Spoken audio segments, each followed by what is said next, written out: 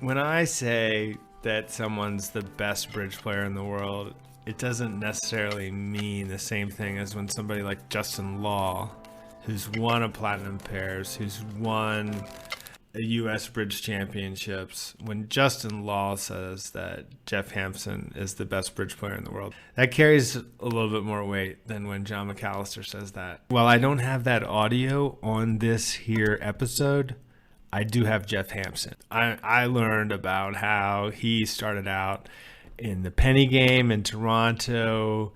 He had a school teacher who taught his class bridge. If not for Franco Bandoni, Geoff might still be playing in that penny game and dominating the penny game in Toronto. I want to say that Geoff, when we were speaking, was concerned that he had coronavirus and he was quarantining in his own house. The good news is that his doctor has told him that he does not have it, even though he has not been tested. I think he's feeling better. Before we get to our conversation with Geoff, I have a big thank you that I want to put out to Mary Mayer and her team at Barron Barclay. I got connected to Mary through a bridge friend. She generously shared Double Dummy, our film, with her whole email list. She just presented it in a professional way. And if you're looking for bridge equipment or supplies, I would say Mary is the first place to start. So thank you to her for that and her team. And now here's my conversation with Geoff. Thank you. Thank you for doing this. No problem. Got some time on my hands.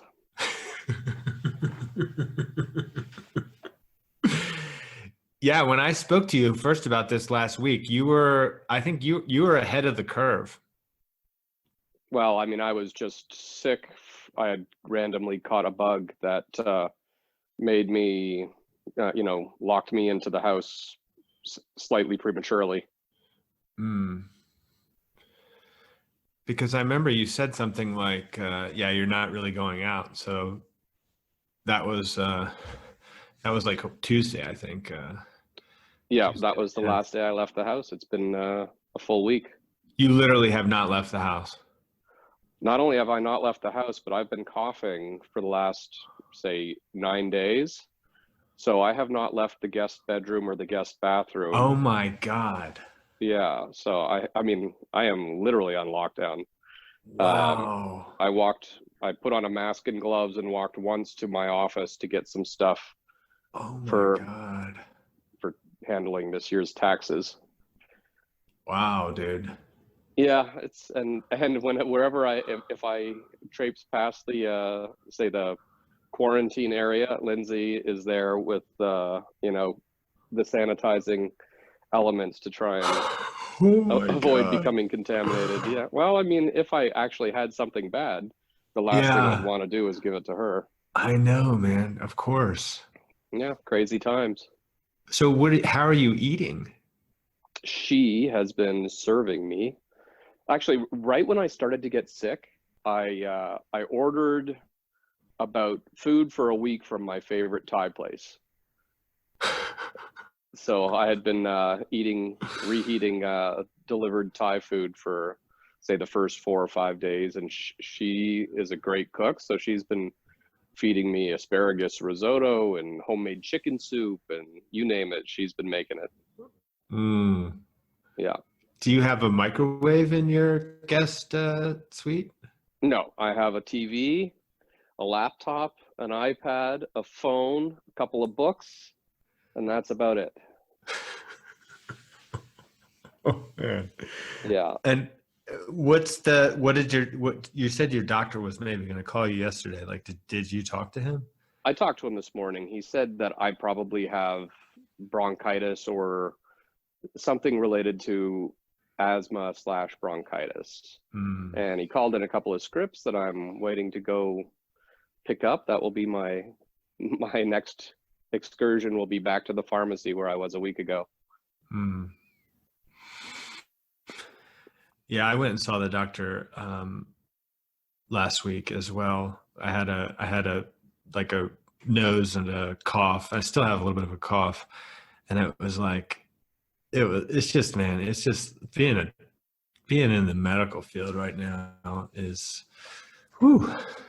Yeah, I'm sure they're just overwhelmed, and the absence of clear knowledge has got to make everybody a little bit crazy, and them especially. Yeah. Well, you sound Exactly. well now. I'm glad that seems to have run its course. Thank you. Thank you. I was supposed to go to California actually, and I I chose not to go. I read something. It was something. I think it was Yehudi article in Bridge Winners about. Yeah, And I she was had like, a very quick take on things. That this is much more dramatic than people are letting on, certainly than the government had been letting on. And she was there with a very, stern warning, which was probably quite useful. yeah, definitely. It definitely changed my outlook about going to I was supposed to go to LA to participate in this workshop, and I was like, man, that's a bad idea. And it ended up actually shuttering the workshop prematurely. Like they did 2 days of it, but I would have been coughing too, and like and that would have just been horrible. Like to be on an airplane, like. So. Yeah. I had 1 day of bridge in the past, say, several weeks, and it was just as this was starting to become, terrifying.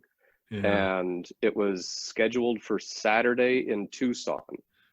The Grand National Teams final was set up there. So I had to find my way to and from Tucson for 1 day. And now we've been reading all about, how the virus was clearly present at that tournament. And anyways, on the flight, I took the 1 hour flight to Tucson, and on the 1 hour flight, just my luck, I was seated beside somebody who about halfway into the flight started coughing nonstop. And, every time I'm shaken by one of her coughs, I look over and I'm like, oh God, this is my life. Oh my God. How did I get so lucky? Oh my God. I'm guessing that what she infected me with was a cold. Did you at least win the Grand National Teams?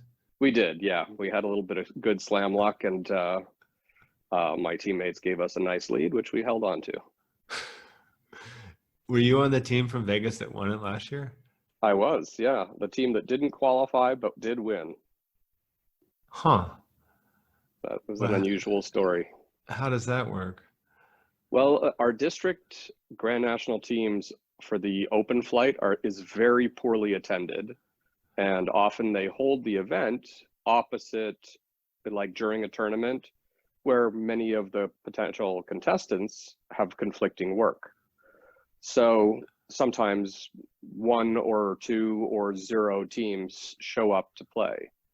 And in the case of last year's event, no teams pre-registered, and as the deadline for pre-registering was approaching, a local team, I think from that, from our district, that was not an open, say, caliber team, registered late to see that the district was represented.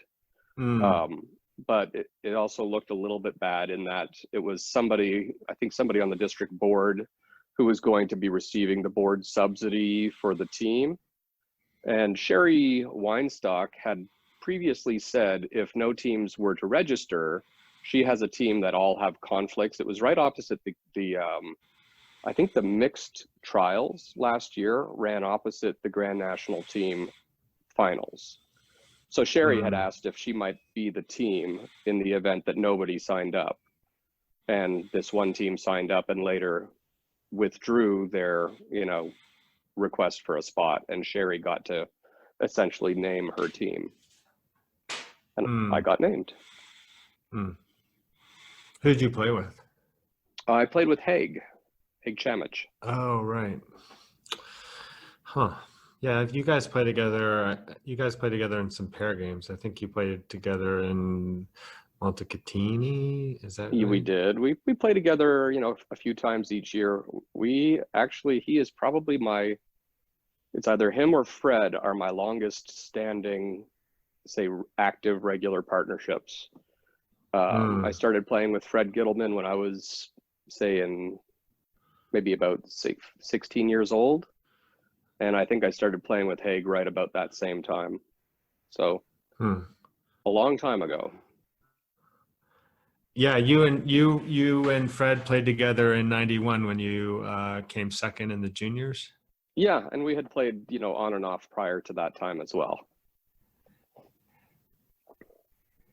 Is he a little bit older than you are? A couple years. So you lost, that was how old were you? Wait, I know how old you were. You were 23. That you're born in sounds right. 1968. Yeah. Yeah. I do some research. We've got Michael Zhu. Do you know Michael Zhu? I don't know that I know him, but I am familiar with him. So he starts the research process, and we've got a whole dossier on you. Okay. Hopefully some of it's not terrible and most of it's somewhat true.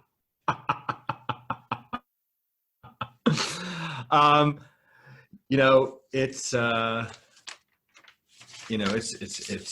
anyway, it's what it is. I mean, I don't even it said, so here you go. Your favorite bridge memory, according to Michael's research, is winning the 2010 Rosenblum. Yeah.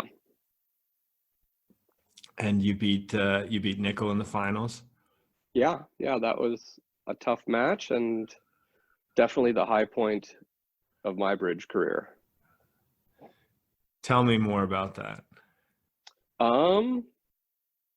Let's see, with the Philly World Championships, we actually played we had a really tough path through the field. So yeah. It was the Diamond team, which was all good friends of mine, Brian Platnick, John Diamond, Fred Gittleman, Brad Moss, and Eric Greco and myself. And we'd been a team for a few years by then. We'd had some success. And going into the World Championships, we were all playing quite well. Platnick and Diamond, although they played the fewest boards, had fantastic results. And I think we played a strong Lavazza team. And had to get through them. We played, I'm trying to think of who. Did you play the Zimmerman Fantoons were playing with Helgamo. I think we did play Zimmerman. Yeah, I think so. Helgamo Hellness, the Fantoons.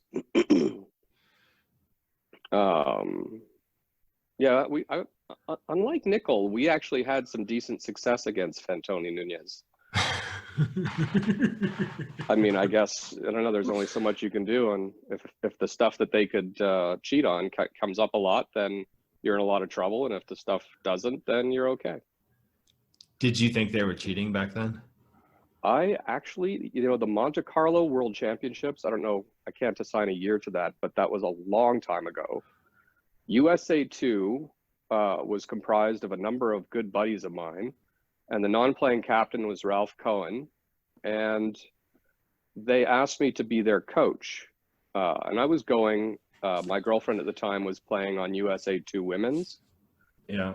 So I was happy to go and try and help out. And during the course of the tournament, when my team was playing Italy, I asked the director in charge of the tournament to allow me to kibitz in the closed room where the Fantoons were playing.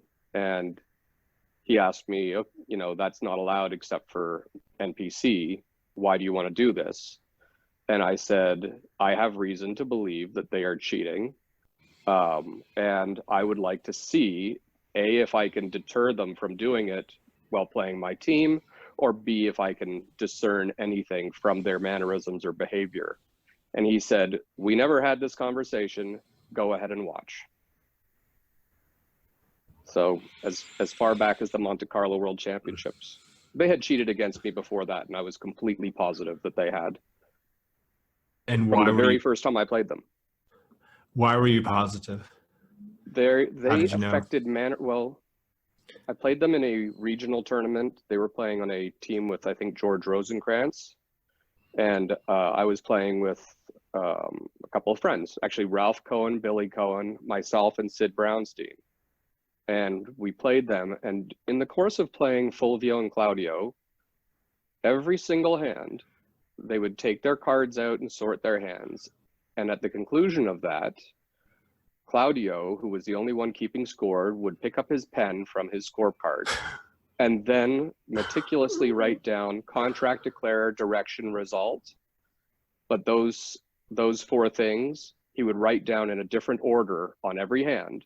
Oh and my then God. he would place his pen back on his scorecard. Oh And you know my how God. there's columns and lines on your Yeah. scorecard? But he would place his pen back on his scorecard, either 90 degrees, 45 degrees, or 180 degrees, position and location.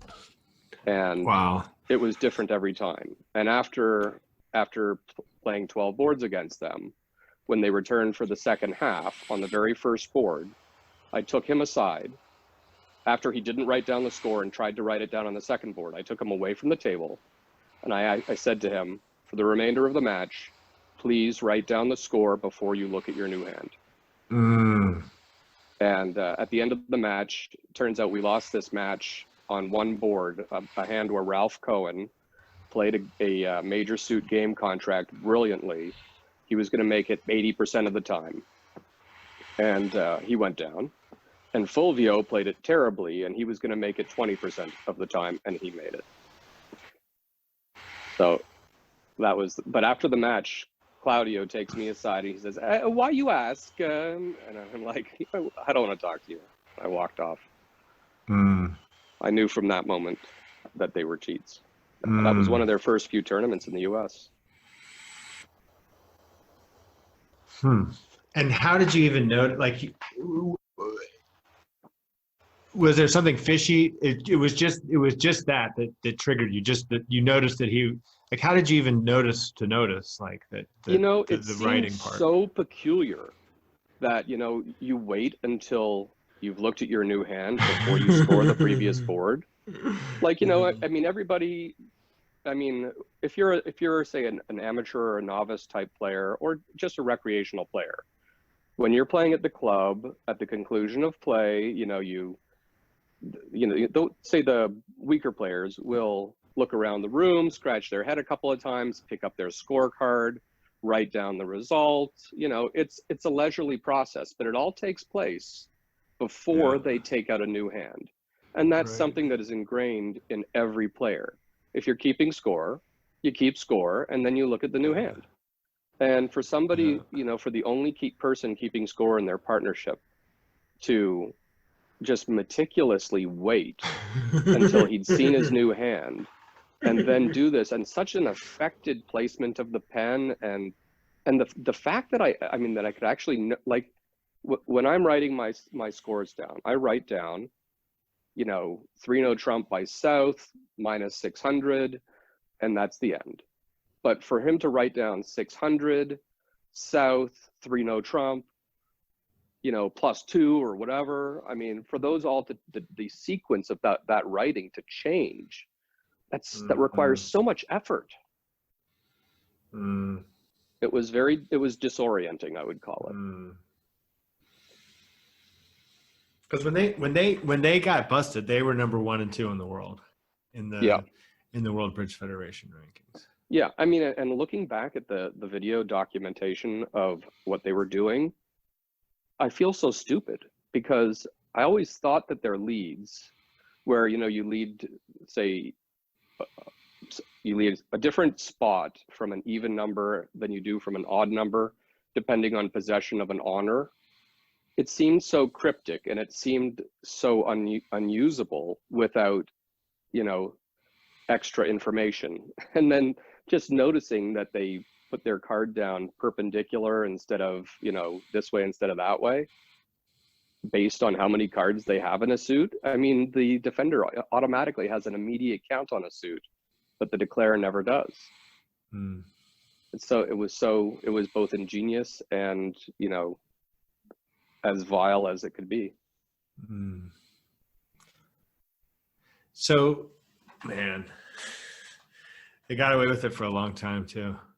Yeah, They made a lot of money, I bet. yeah. I mean, I'm sure.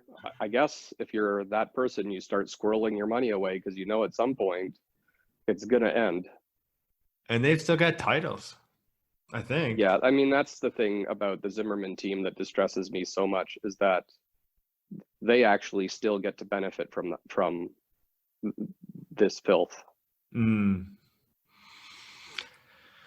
So going back to the Diamond team, 2010 Rosenblum, what like did you guys feel like you were on the cusp of winning a world championship as a team? I think so. I mean, I think it felt like at the time we had the strongest sponsor pair in the game, and we had two really thriving pro pairs. So it felt like, great things were well within our grasp. We just needed to execute. And in that tournament, everybody executed. It really took everybody bringing their game for us to have a chance. Because, we played a lot of tough teams. I mean, I'd say for probably 4 of our matches, if you faced any of those 4 teams in the finals of a Spingold or a Vanderbilt, you would not be at all surprised to meet them in the finals. And, so you have to qualify, and then you have to you might have to beat a marginal team early, and then you have to beat some really good teams. And the pressure never lets up. Yeah, you beat my friends from Bulgaria in the quarterfinals. I saw they withdrew. We had played them Vito's twice, actually. team. We played them in, I think, a Spingold, and then we played them in the Rosenblum. And for whatever reason, we matched up really well with that team. We just kept sort of stomping them pretty good. Yeah, it's funny how that works, how there are teams that are normally not supposed to be, posing a challenge that always give you a tough match. And there are teams that are supposed to be difficult every time and never show up. A little bit of chance. So today is Tuesday. The NABC the platinum pairs were supposed to start on Friday. Are you doing anything? Like, are you gonna do anything to? I mean, I don't really have any strategy for replacing the time or the bridge. Yeah, this is new country, losing an entire nationals due to pandemic. Yeah. I'm concerned for the future of face-to-face bridge. I certainly hope that this is not the new normal, that we can resume playing, at the table. Seriously. Yeah. I know. Like, that's one thing that it's like, I'm trying to get a sense, like, what's the deal in China now? Are people resuming life? It did seem that way. So perhaps there is a light at the end of the tunnel that an element of normalcy has resumed in what the province that Wuhan was in. Oh, you were in Wuhan. Yeah. I was playing poker, let's say a month and a half ago or a month ago or something. And I hadn't been playing in a long time. And some of my buddies said, "Hey, where you been?" I'm like, Wuhan. They're like, "Oh God, get away." Who knew that things were going to progress to this point? I know, man. There's a bridge player who's died, who was playing in I think it was a sectional or maybe a regional in Denver. Colorado Springs. Colorado Springs. That's right. Yeah. I mean, it was an elderly person. I don't know the details, but the person in Tucson thinks that it was say community transmission from that person, that people from the Colorado Springs Bridge Club ultimately traveled to the regional in Tucson and were in contact with the player in Tucson, and that's how he contracted it. But it's anybody's guess. It does seem like for every reported case in this country, there may be as many as 100 or 1,000 that are just not seeing the light of day. Yeah, that's the whole thing with the exponential growth. Yeah, well, that and the absence of any available testing. Right. But this would have been your last. This would have been your last tournament with Marty. Is that right? Well, this would have been my last nationals with Marty, but we still have the team trials coming up in hopefully in a couple months. That's right about the time that they're talking about things returning to normal. Hopefully, warmer temperatures and fewer incidences will be allowed to have a trials, and then hopefully a world championships in Salsa Maggiore. Man. Salsa Maggiore is actually a location that brings back good memories. That was, I think I played in an Olympiad there in the early 90s as a Canadian, which was pretty exciting. I love the story about John Gowdy, who was one of your early partners. He might have been your partner even for that event. He said that I saw in some article he talked about how you were like I think you had King Jack, King. You had the 9, and you early on in your career, and you ran the Jack. I had a King Jack third opposite Ace 9/8 situation, and through the through the playing of my main tricks, I came down to a position where it was certain that the queen was not onside, and it was also certain that the queen offside was not dropping. So ultimately, I ran the Jack and picked up the 10-3, queen 4th. And that was a telling moment for John. We had become buddies, and he was playing with me actually out of the kindness of his heart, because I was an untested, as he calls me, I was an untested young pup. I'm still the pup in his eyes, 51-year-old pup. And at that point he thought, this guy's going to do things. And I actually was then allowed to substitute for John's regular partner on his Canadian team, because his regular partner had a conflict for a Canadian qualifying event. And so we qualified easily. And then when they, I had said, I'll drop off. Yeah, you guys, I'll play and you can continue without me. Yeah. But John said, no, we can't. We're not going to do that. John's not wired that way. So he said, no, now Geoff's now my partner, and we're going to find somebody else for you to play with. I don't think I actually know John personally, but he's emailed me. He's messaged me on Bridge Winners or something about this podcast. So oh, nice. hello to John. I'm sure he'll be getting a kick out of that story. Yeah, you definitely, if you don't think you know John, you don't know John, because John is someone you don't forget. I looked him up on Bridge Winners. I don't think he's even like a Grand Life Master. Well, I mean, Canadians just don't accumulate master points. So, I mean, he is skill level well past, what many American Grand Life Masters would be, but he may not have 10,000 points. He's played for Canada on multiple teams and multiple events. Where was Middleman in all this? He was so when I was say a young aspiring, call me a pseudo expert in Toronto.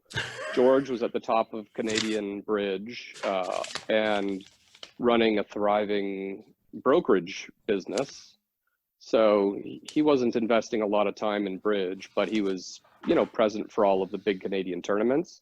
And that was the team to be on or to beat in Canadian bridge, was the likes of George, maybe, well, there were a lot of Canadians, Molson and Barron, Kerr and Hobart. These were the teams when I was, say, a young and up-and-comer. And Fred had his own group of, say, guys that were probably about 5 years older than me, that were the up-and-coming fantastic bridge players of that day. And then there was me and, say, a small group of people coming up behind them. But George was at the very top of Canadian bridge even then, and he hasn't really left there.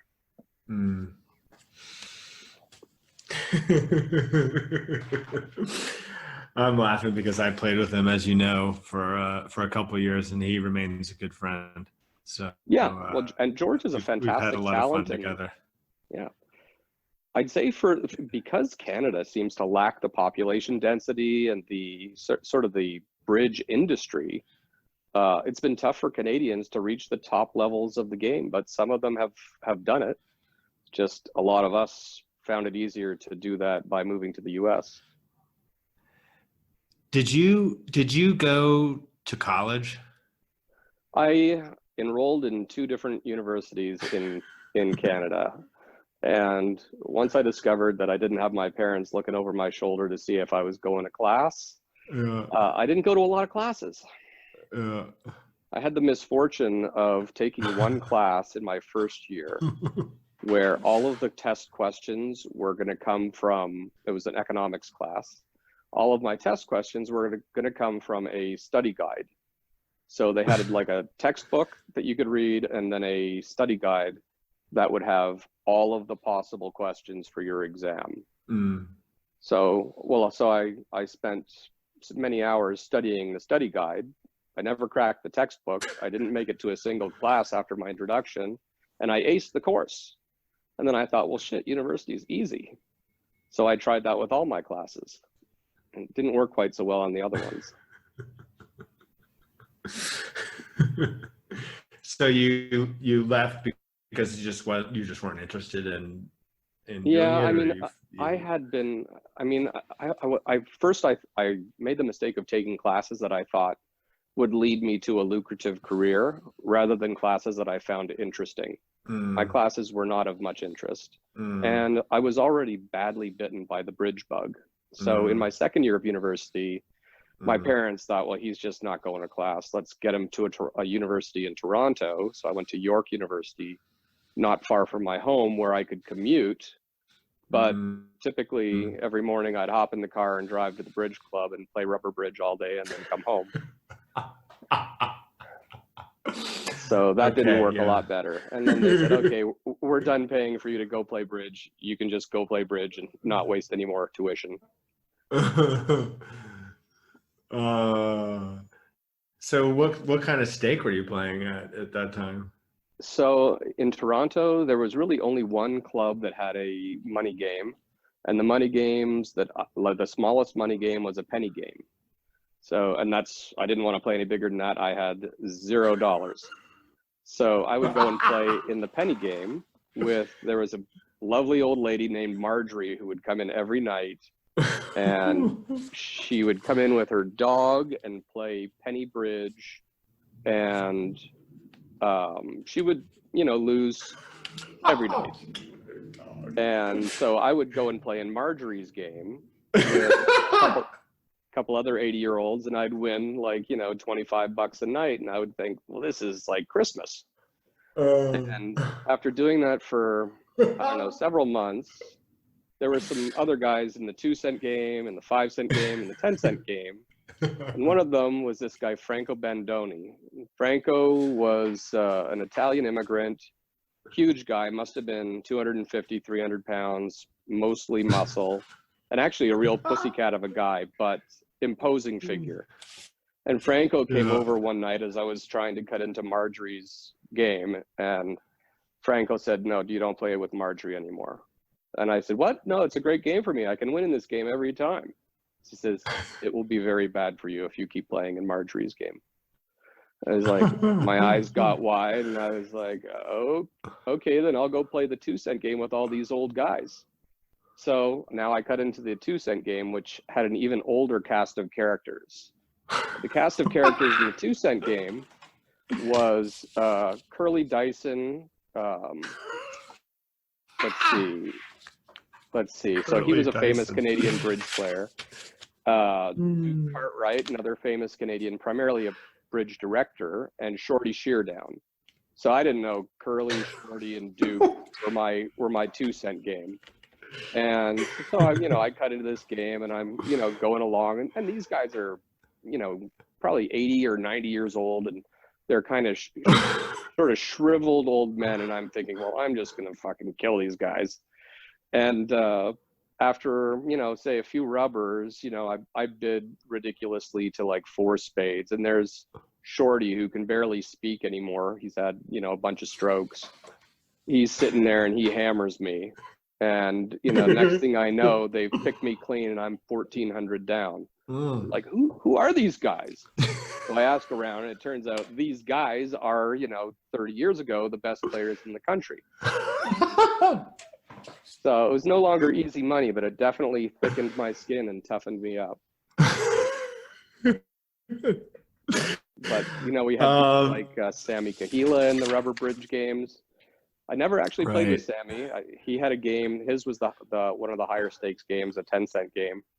And I just felt like Sammy's a Canadian legend in bridge. And if I was to cut into one of these games and take away one of the people that he makes his living off of, that wouldn't be very respectful. So I never played with him.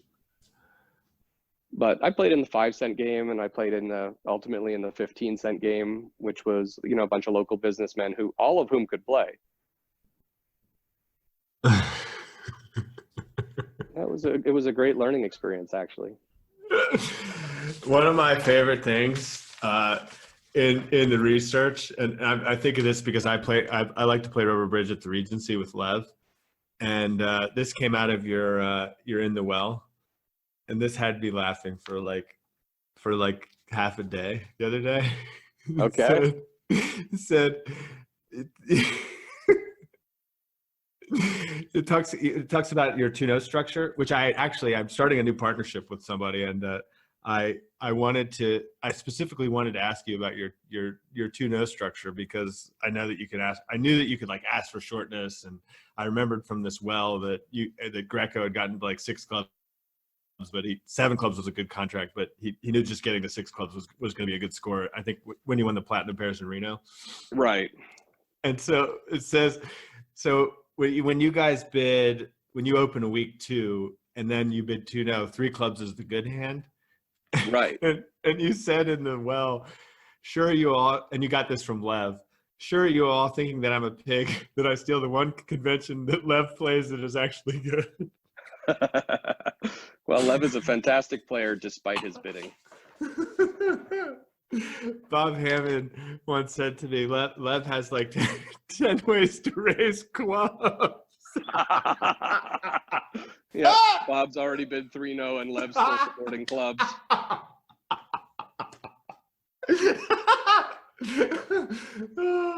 Yeah. Oh my God.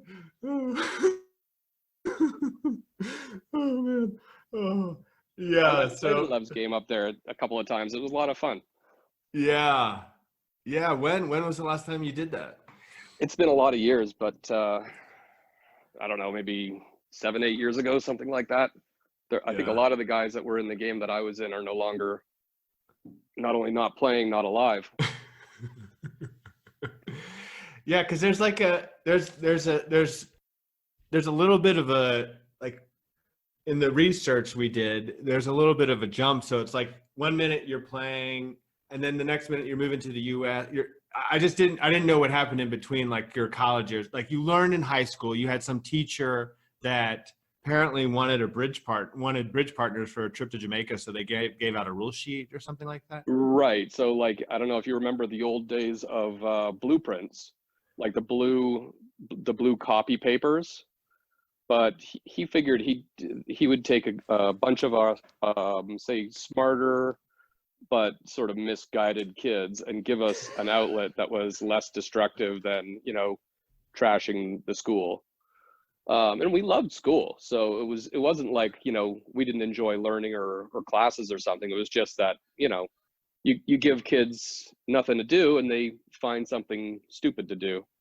So he gave us bridge, and a lot of us ran with it. In fact, many of my old buddies who I learned with are actually returning to the game, which is great. Mm. And yeah, so he just gave us a rudimentary sort of worksheet to give us the game. And then we started playing socially, either 4 of us or 8 of us. And then one of my buddies, discovered a bridge club in the phone book and went and played duplicate. And he came back and said, "You will never believe what I just saw. It's the best thing in the universe." he had Oh. probably like a 30% game, but he talks to all his brainy nerd friends, and suddenly it's like, duplicate? You mean I can't get card racked like you guys always do to me? And, you know, suddenly we're playing, you know, 2 and 3 table duplicates with, you know, our classmates. And Wow. I guess the moment that I remember that sort of indicated to me as like, I'd been playing for a year or two, and we were playing, and it's become clear that my opponent's contract hinges on a finesse for the king of hearts. Yeah. And I have my hearts offside are all small. Mm. But I'm fiddling with the second deck that we use. And eventually he puts the queen of hearts on the table from the dummy, and he runs it around to me, and I throw the king of hearts out of the other deck, scoop it up, and take down 1. And, you know, my partner was like, oh, another king of hearts. That's cool. But that was sort of like the moment that I thought, you know, maybe I can see more deeply into this game than is typical. And when did you reveal? I hope that is this going to be a reveal to this person? Like, if they're listening to this episode? No. I mean, I wasn't going to sit on a stolen contract. I just you know, laughed and like conceded the balance, so to speak. Right. Yeah, because it was like, go ahead. One of my big motivations pursuing bridge in high school was that I was in a class of brainy kids, and I was reasonably smart. I was definitely not among the smartest in my class.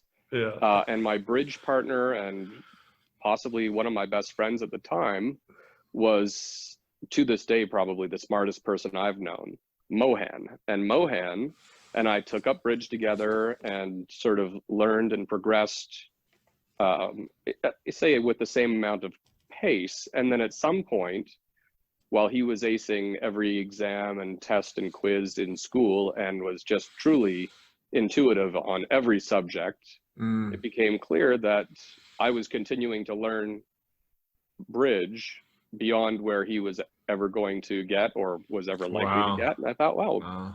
But it's nice to be better than him at something. And that was actually a pretty strong motivation.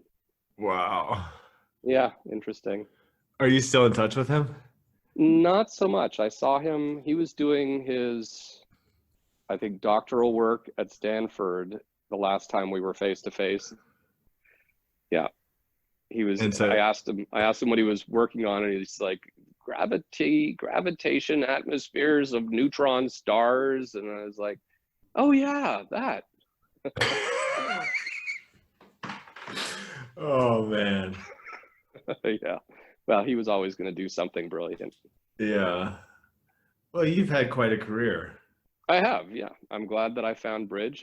It's been pretty nice to live a life where you get to do for money what you would gladly do for nothing. Right. Yeah.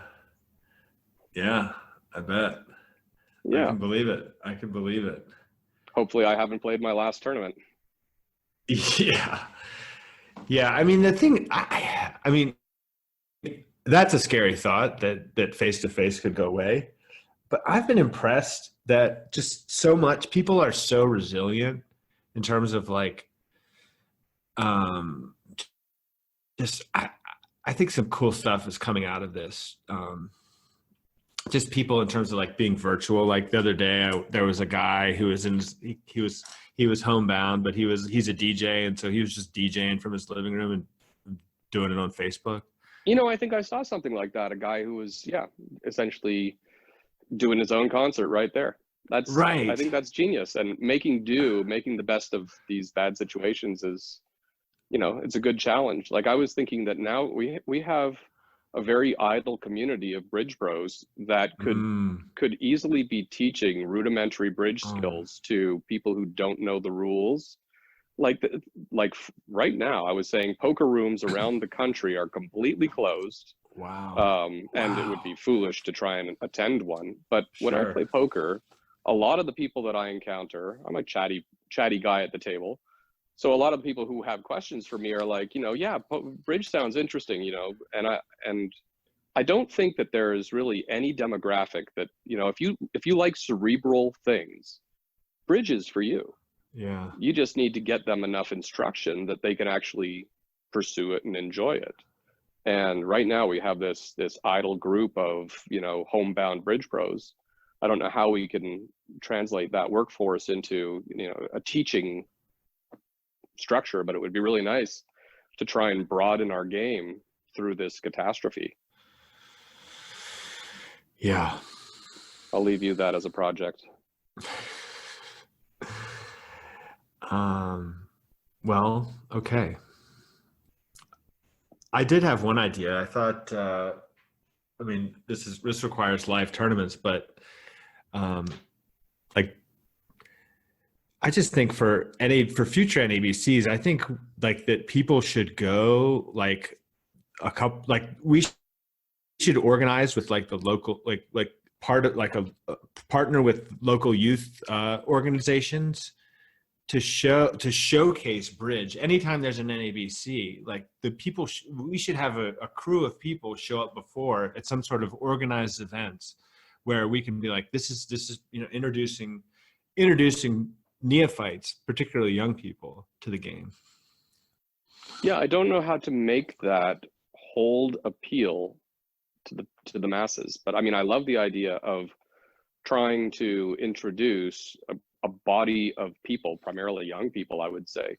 I mean, I think that getting people before they're 30 is crucial, because I think that that's when they have at their disposal a certain amount of idle time.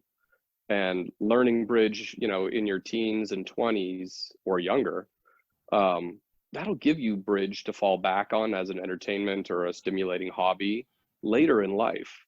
And for people who have retired and are golfing by day, having bridge to play by night will keep their mind as sharp as their body is by being out in the sun for 4 hours in the day. And it just feels like setting it up so that bridge is something that people can come back to later in life will keep our game alive forever. You still golfing a lot?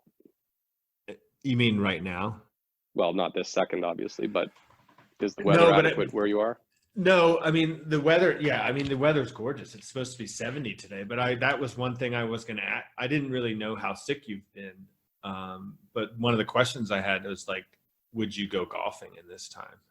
And I've been thinking about that. And that to me is one of the few, say semi-group, out of the house activities that I would definitely indulge in.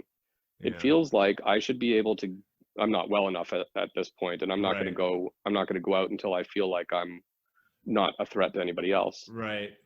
But at that point, to take your clubs from the car and walk to a golf cart where you don't have to ride with somebody. And, I'm not going to be within 6 feet of anybody for 18 holes, period. So it feels like that's a pretty safe thing to do. I can't really think of a way to get around the handling of like taking out the flag. So I think I'd just leave the flag in the whole time.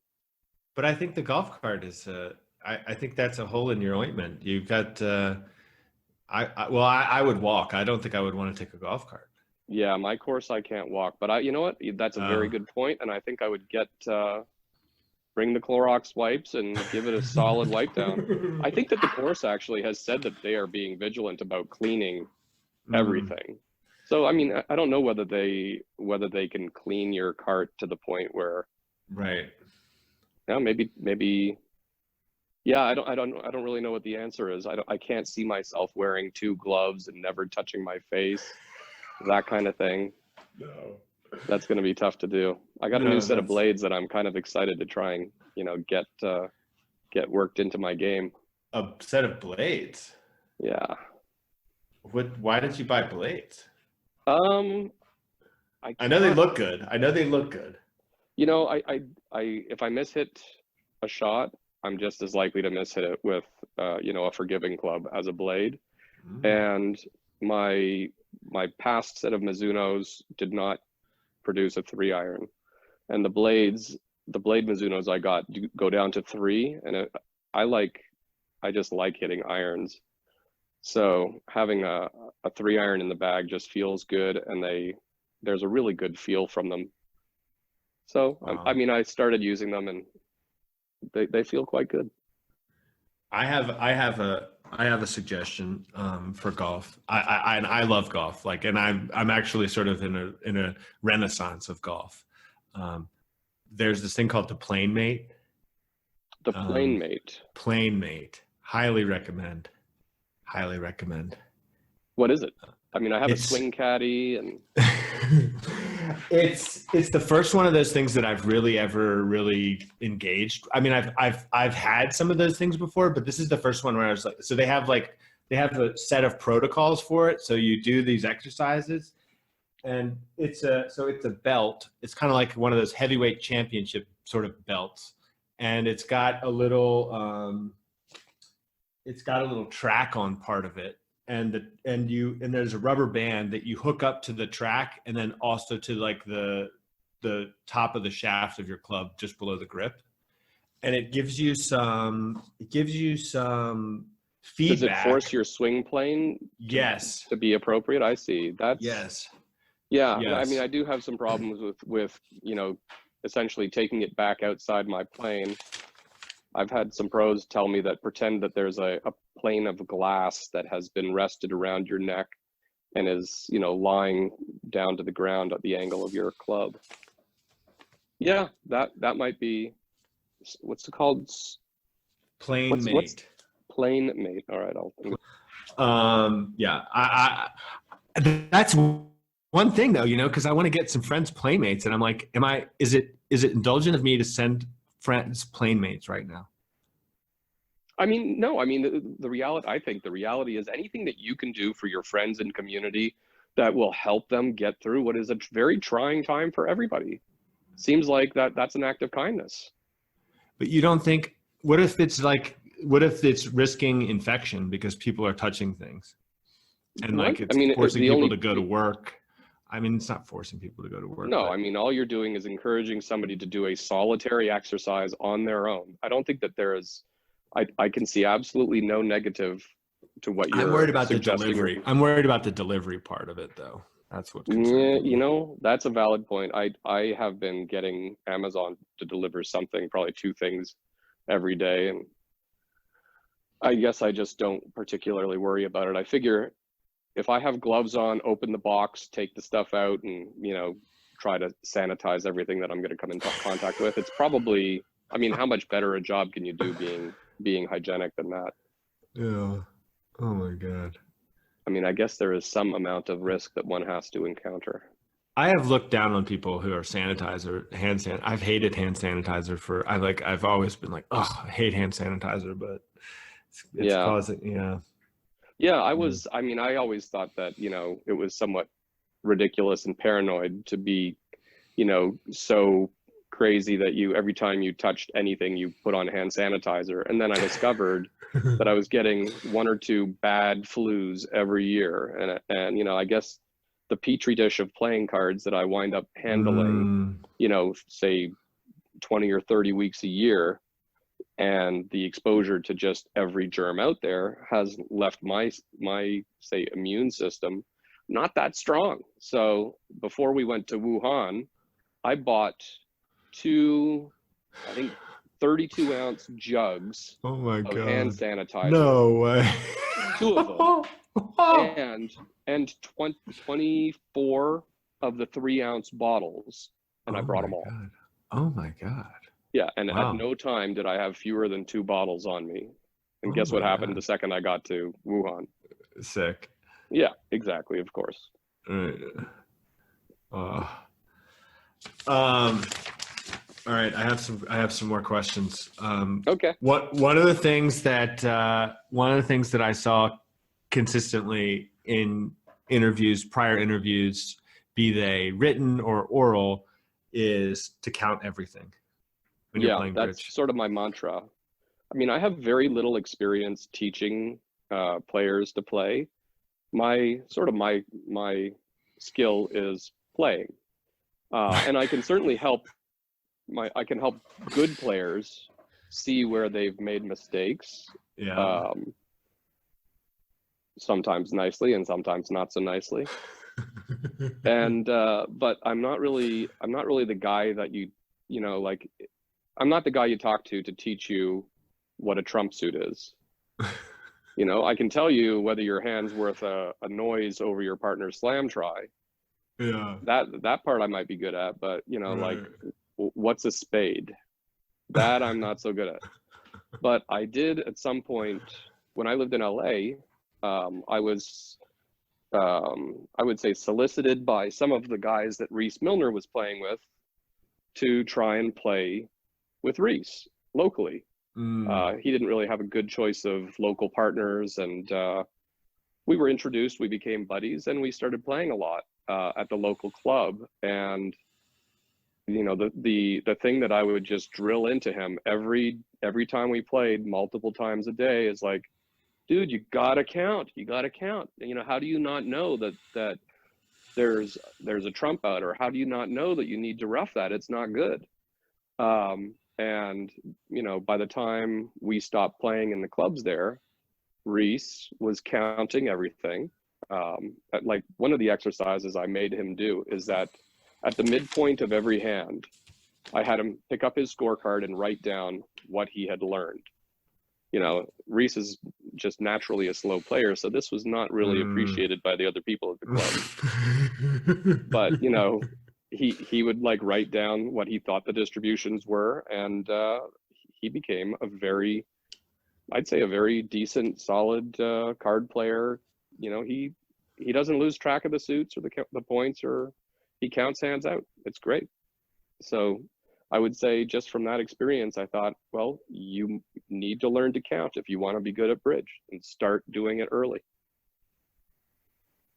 Number one senior in the world. Exactly. Yeah, that's not a coincidence. He earned it. Possibly the hardest working bridge player I've ever played with.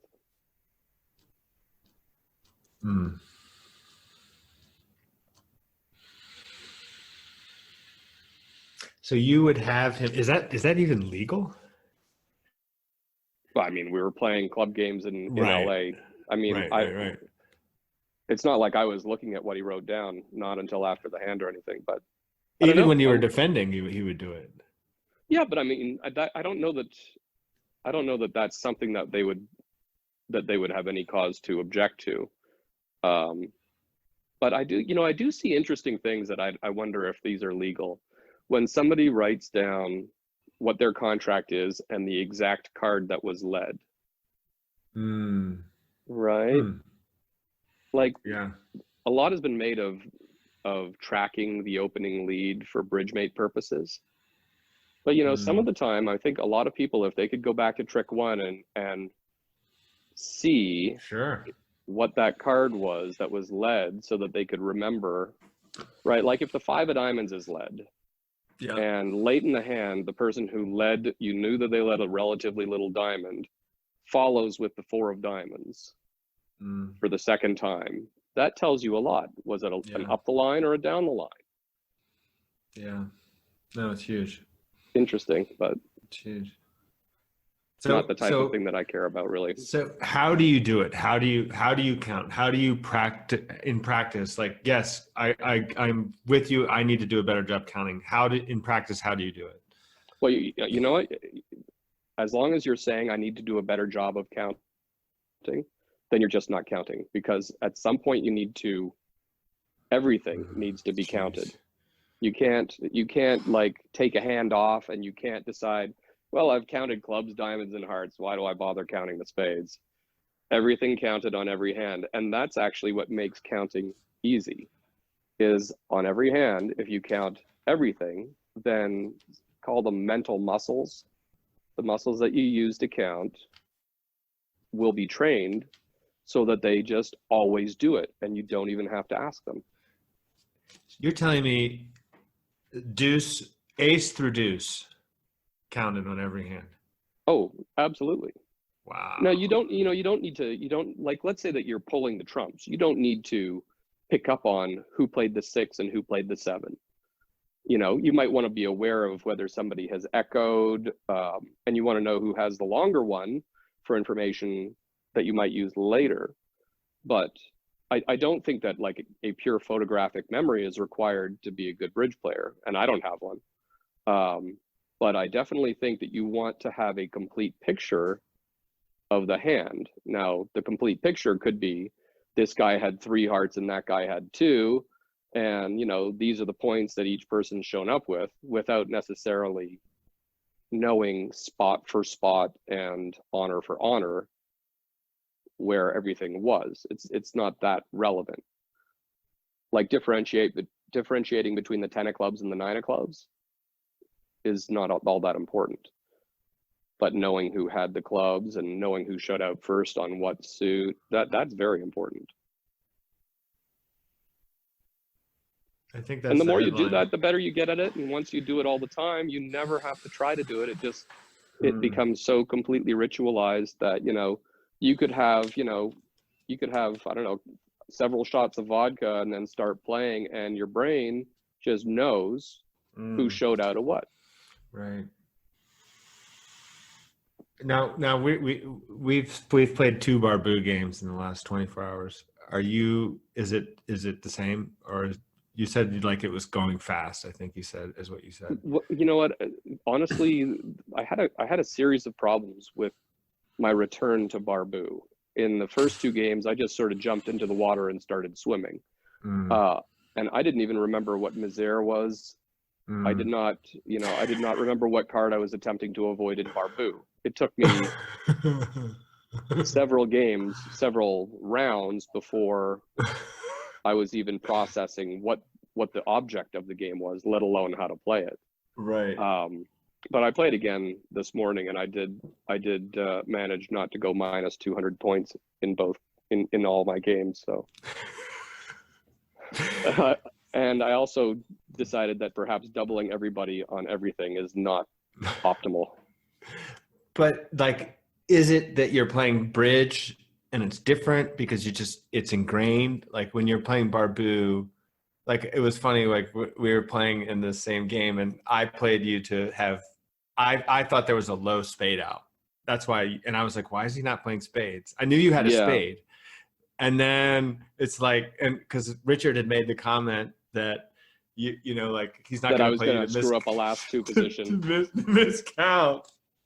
And then I played you to have miscounted. Well, I hadn't miscounted, but I made probably a dubious gamble that I'd be able to shed that spade on the next round of 1 of 2 suits rather than get stuffed with it. And I was right. I was supposed to get punished, but didn't. Barbu is a fantastic game for training you to count and also helping you to locate missing assets. It also has a lot going for it in seeing there's a psychology to it that I had lost in the 25 years since I played, that when say somebody calls a game and starts with an obvious strategy, you sort of have a lot of negative inference about what they have and how to try and exploit them. Yes. And I totally got burned on that on the no last 2. I called no last 2. I had this great hand with King Jack 4th of spades. I think King Jack 4th. Yeah, you got stripped and then eventually stuffed with the last 2 of your suit. Yes. Because I had you guys got rid of all your clubs. I could have gotten out of it because Christina didn't have any more spades. So if I had played a club, but I played too quickly. I had such a good hand. I had a good hand, calls for so many games. I had a void and hearts. Well, that's one of the challenges of the game is learning when you have options, what best to do. Actually, Dean Pokorny sent me a call it a primer on Barbu, and I read that this morning, and I thought, okay, this is at least a useful beginner strategy for me to sort of try and take the game with, and that was helpful. I also, in my last 2 games, I got dealt just monsters. Right. I got dealt a strong 2 diamonds, and my right-hand opponent had to name Trump's diamonds, and I got to take 8 winners. And you had a forced double in this position too, by the way. Right. So I got to double. Right. I got to double without actually appearing to double and take 8 tricks. And then my very last hand was last two, and I had all 4 deuces and 3 threes. Oh wow! Oh, that was Yeah. when yeah, I had a forced double with you on that hand. Right, and he's like, "Oh, 3 double, okay." I mean, leaving yourself last two as your last game and getting dealt 4 twos, it's pretty strong. I did have all 4 too. It was funny you were talking about because Richard was giving you shit about if you have all deuces in playing dominoes. But I actually had all deuces on the hand, my last hand when you doubled me in dominoes. I had all 4 deuces. Oh wow! I took a photo of that to send. I was going to send it to you, but Oh, cute. Well, I'm thinking that Barbu is going to be a good time suck for the next several weeks, so I'm excited to have rejoined the community. Yeah, it's great how many. It's great how many all these bridge players are just coming over. Yeah, yourself I think included. the games are going to blossom. It used to be a kind of a pain because it would be like you have to organize a game. So like you could wait for like 30, 45 minutes for the people to show up. But that problem seems to have been averted. That's great. Well, it sounds like Zach is the man to beat these days. Yeah, he's yeah. I like beating Zach. Well, I like beating Zach. We're all gonna have to try and knock him off of that ladder. Where do you think you'll be at where do you think you'll be by the end of the month on the ladder? Who, me? Yeah. Oh, near the bottom. I mean, I'm a beginner. Oh, come on. I mean, there has to be a learning curve. I think that it's going to take a little time to get my game on. But I mean, I don't think I'm not the bottom, but I'll probably be in the middle of the pack somewhere. I don't think I'll be contending for any of the high positions. But check with me a month from then. Do you actually know Dean Picorni? Have you met him in person? I don't think we have ever met in person, but we have communicated considerably. Yeah. I think despite being, I'd say willfully abrasive in many situations, he is actually a very honest and cerebral person. Right. And if he could avoid being so hostile and so unkind, he would be a very valuable asset to the bridge community.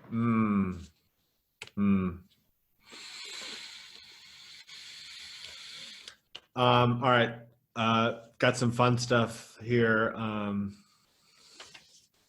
There's a lot of Game of Thrones questions in your are you like, I mean, you like the books apparently, but like, yeah, I mean, I was current on the books long before they'd made a TV show out of it. Are they still writing books? Well, at some point, the Game of Thrones TV show passed the timeline on the books. And also there were, I'd say, elements of the books that I had found chafing and frustrating, that I was growing disenchanted with George R.R. Martin's direction. And I actually liked the direction that the TV show started to take. And then towards the end, I was kind of wishing that George was writing it again. So I don't think that they're going to be identical storylines. So when he finally releases some more books, I think they're going to be different than the path taken by HBO. I'm sorry I even brought this up. I've watched like 10 seconds of Game of Thrones, and I was wondering why it was in so much in your well. Like maybe it was in very likely when I was in the well, I was probably devouring the books. So it was in the front of my mind. Gotcha. Yeah, or perhaps they just launched they probably had just launched the TV series around that time. So it was maybe, topical at that time. Justin Law one time told me that you're the best player in the world. Well, that was player. Very generous of him. I'm sure that is not actually true. That's what he thought. Who's the best player in the world? I mean, I don't know that you can take it down to one person, but I mean, if I had to name one person, I'd probably say Bobby Levin. But I don't know. I mean, the thing is, I think that if you look at, say, the top 20 partnerships in the world, each of those players has qualities that would make them the best in a particular area. I'd say not only do I think I'm probably not the best player in the world, I'm probably not the best player in my partnership. Eric is fantastic, particularly given that he plays so little. Wow. But, I mean, it's nice to be part of the conversation, and I'll keep working to try and, I would like someday to be able to believe that I am the best player in the world. And I'll keep working towards that. But I don't think that's realistic. I'll just try and be the best player I can be. All right. This is a question that I'm starting to ask all guests. Because he's a friend of mine, and I just want to see he hasn't said anything to me about this yet, but I'm just doing this for fun. Are you better than Kalita? I mean, he's got more world titles than I do. I don't know. He and his partner are a good pair. I mean, if I had to guess, I'd say yes. I don't know.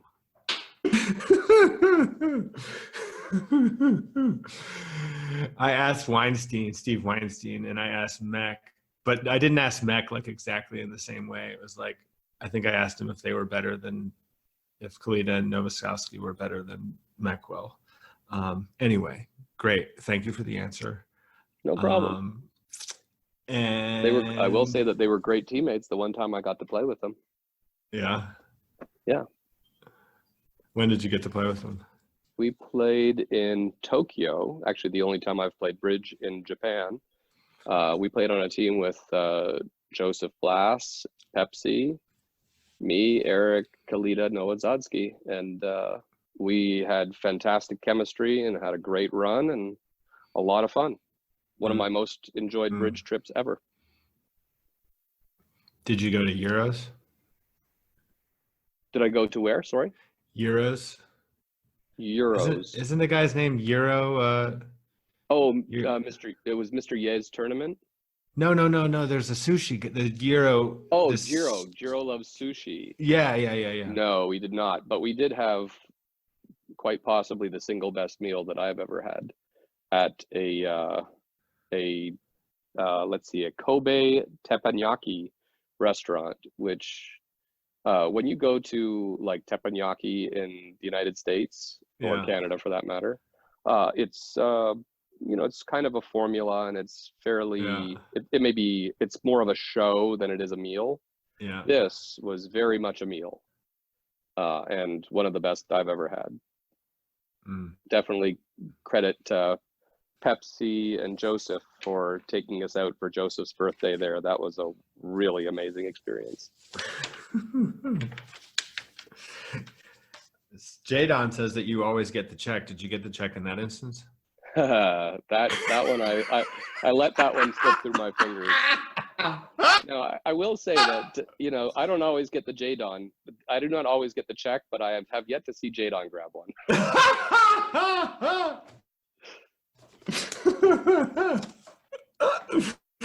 Oh man. All right. That's I think that's a good way to end. Okay. Well, it was fun talking to you. Yeah, man, definitely. Thank you so much for doing this. Oh, it was fun. Anytime. I'm excited to share this conversation with our audience. Okay, cool. And be well. Like, yeah, you too. I'll see you on the Barbu site.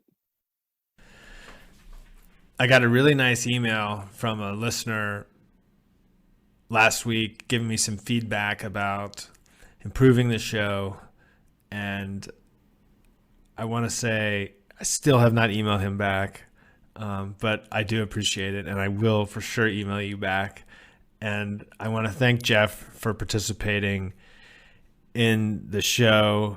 And I look forward to seeing you get that check, Geoff. We're going to have to get a meal together sometime soon. So thanks for doing this, and thanks for listening.